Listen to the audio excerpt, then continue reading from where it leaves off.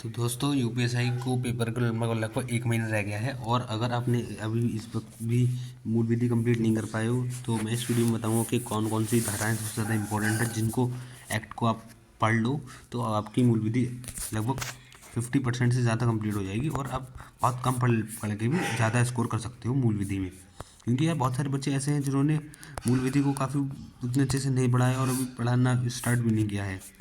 अब है ना, तो वो लोग सोच रहे हैं हम कौन कौन कोई हमें कोई ऐसी इंपॉर्टेंट एक्ट बता दो हम जो पढ़ लें उन्हीं में से सबसे ज़्यादा पूछे जाए।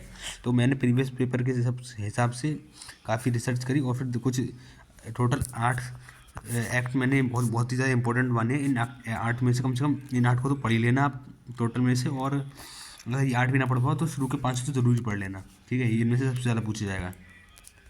तो इस वीडियो को लास्ट तक देखना और चलिए स्टार्ट करते हैं भाई।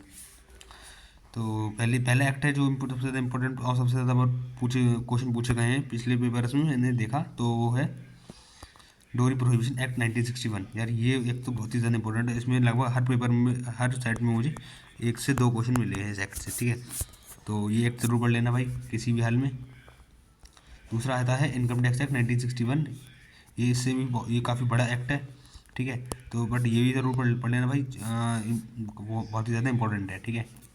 अगर आपने यूपीएससी के मौके दिए होंगे अभी 2021 वाले तो आपको उसमें इसके क्वेश्चन हर मौके में मिले होंगे। तीसरा है आईटी एक्ट 2000 है।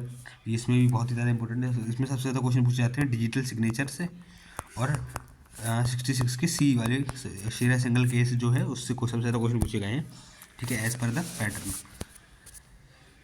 चौथी चीज़ आ जाती है भाई डोमेस्टिक वायलेंस एक्ट 2005। यार ये भी बहुत ही ज़्यादा पूछा जाता है एंड इसमें भी बहुत सारी शेल्टर होम के बारे में क्वेश्चन पूछे गए थे और दहेज लेने और देने की जो धारा होती है वो उससे क्वेश्चन पूछे गए थे। तो इसको भी ज़रूर से पढ़ लेना। ये तो होगी चौथी। और ये लास्ट है पाँचवीं, जो कि है मोटर व्हीकल एक्ट 1988। इसमें भी बहुत ही ज़्यादा क्वेश्चन पूछे गए हैं लाइसेंस वाले से और सिग्नल जो साइन होते हैं ना, साइन बोर्ड की ये वाले सिग्नल का क्या मतलब है, तो वो वाले साइन से भी काफ़ी ज़्यादा क्वेश्चन आए हैं। अगर आपने अभी मॉक टेस्ट भी दिए होंगे ऑल बोर्ड या टेस्ट बुक के तो उसमें भी काफ़ी ज़्यादा क्वेश्चन पूछे जाते हैं इसी टॉपिक से।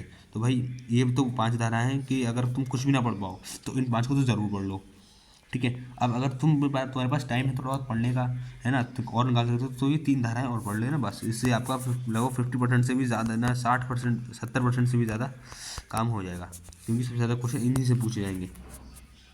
क्योंकि भर्ती बोर्ड तो एक ही है, ठीक है। तो 6ठी धारा है भाई बीएनएस एंड बीएनएसएस, ये दोनों ये थोड़ी लंबा है टॉपिक है बट इसको ये इससे भी काफ़ी ज़्यादा पूछे जाते हैं। ये भारतीय न्याय संहिता और भारतीय न्याय साक्ष्य संहिता, ठीक है। इसको भी पढ़ने की कोशिश कर लेना भाई अगर कर पाओ तो। ये आपके लगभग 8 से 9 मार्क्स आपके इन 2 चैप्टर से आ जाएंगे आराम से।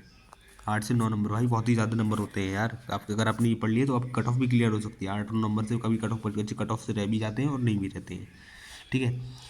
7वीं धारा है वाइल्ड लाइफ प्रोटेक्शन एक्ट 1972। यार ये अगेन मोस्ट इंपॉर्टेंट धारा है, इससे भी बहुत ही ज़्यादा क्वेश्चन पूछे जाते हैं, तो इसको भी पढ़ लेना, ठीक है।